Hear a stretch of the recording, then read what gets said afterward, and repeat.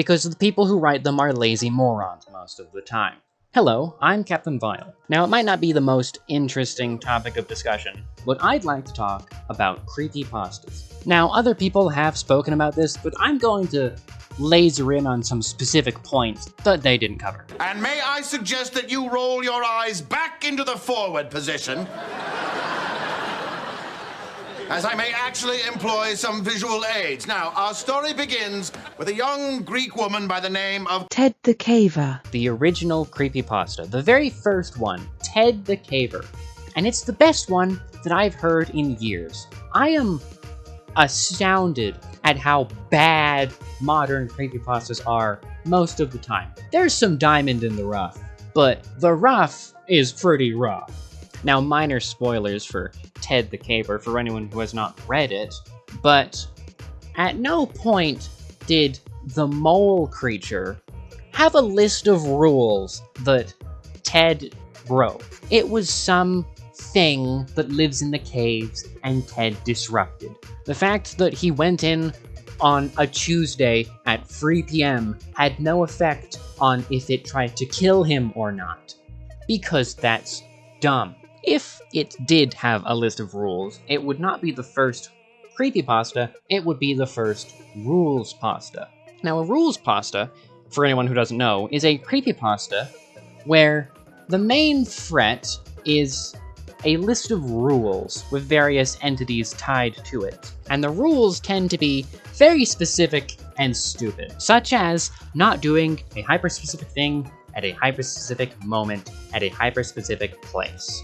I'm going to run through a hypothetical rules pasta and see if this sounds familiar to any other rules pasta you may have read. A guy gets a job at a hotel, and the manager is a little cagey on certain aspects of the role. As soon as he gets on his first day, the other employees mention that there's a list of rules that they follow. It's very unofficial, very hush-hush. They never explain what happens should you break one of these rules at all. They just give him the list of rules, which is don't go on this floor, don't go in this room at this time, and don't interact with this guest who none of us know where came from. The main character will undoubtedly break one of these rules at some point because the threat of what happens if he breaks one has not been made clear to him, because everyone involved in the story has to be a moron for the story to work, even though it doesn't. And the main character either dies, presumably off-screen, after typing, "Can someone help me get out of this, broom closet I'm hiding in while typing this message and uploading it," or gets away by the skin of his teeth and then uploads it as well.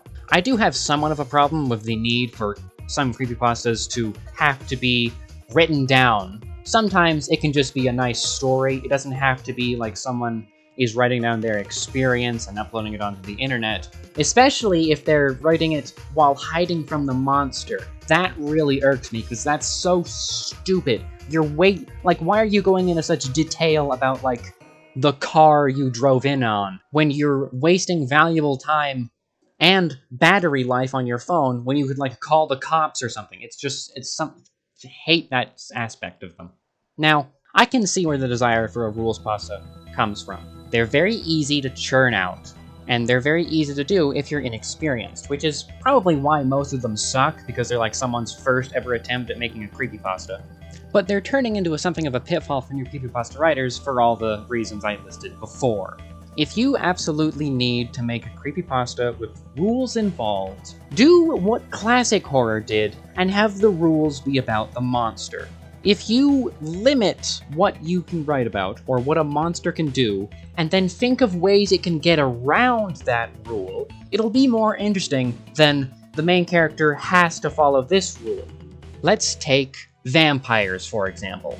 Can't get into someone's house unless they're invited. So, main character is a homeowner, and a door-to-door salesman is very persistent about getting into their house to show them the vacuum they're selling. They come back day after day, until eventually their neighbor lets them in, and then their neighbor is dead. The twist is that the door-to-door salesman is a vampire who is trying to get into people's homes to kill them. He then takes a valuable object from their home to use as a lure to get the next person to let them in. I came up with this off the top of my head, Because I'm a super genius. But then we can't all be super geniuses, can we? But you don't need to be a genius to write a good story. Now, let's go away from rules in general and go for another way to spice up your story without having to try that much. Setting. And I have got the perfect setting for all you aspiring writers. Antarctica. Yes, I'm serious. Set your horror story in the Arctic. It doesn't even matter what year. You can have your horror story be about the Franklin expedition. You could do quite a lot. And it can work on your ability to describe settings. Look at the Arctic. It's white. How do you make this scary? You describe the isolation that the ice gives. The harsh light of the sun constantly bouncing off everywhere you look. The environment hates anything that lives there. Personify that. You can have a monster, but make sure that where the characters are is monstrous. That's really all the advice I can give. I've really only made this video to just complain about trends I've been seeing within creepypastas on YouTube.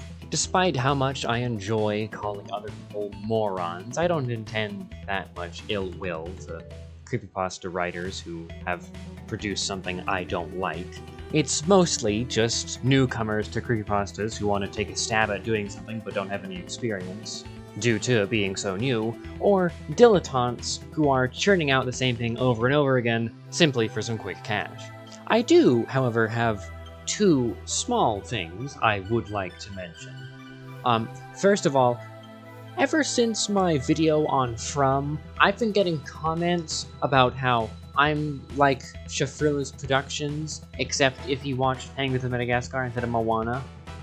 This is libel. I am nothing like Shafrilla's Productions, because I talk about cool stuff, which is stuff that I like, and he talks about uncool stuff, which is stuff that he likes. But the biggest difference between us is the characters he uses avatars. He uses Tamatoa, who is some six-piece chicken McNobody who dumps the tires for ham scraps. And I use Dave, who is the greatest character ever put to screen. Everybody loves somebody sometime. The last talking point I have, I am making begrudgingly, despite the fact that it serves my own interest. In all my other videos, I never ask people to like and subscribe, because whenever I do that, I feel like a carny up on a soapbox, pointing at shows and attractions with some wooden cane, and feel that if someone enjoys a YouTube video, or YouTuber enough, they would subscribe of their own volition. But I suppose there's no harm in doing it in a video I do very rarely, such as commentaries on animations and video essays such as these. So moving forward, these kinds of videos that don't appear often but probably would get more attention than other videos, I'll start asking people to do that and shilling the Patreon. So if you are so inclined, please like and subscribe, as well as consider supporting me on Patreon for peeks behind the curtain of storyboards and character designs for upcoming animations. Thank you for watching, and goodbye.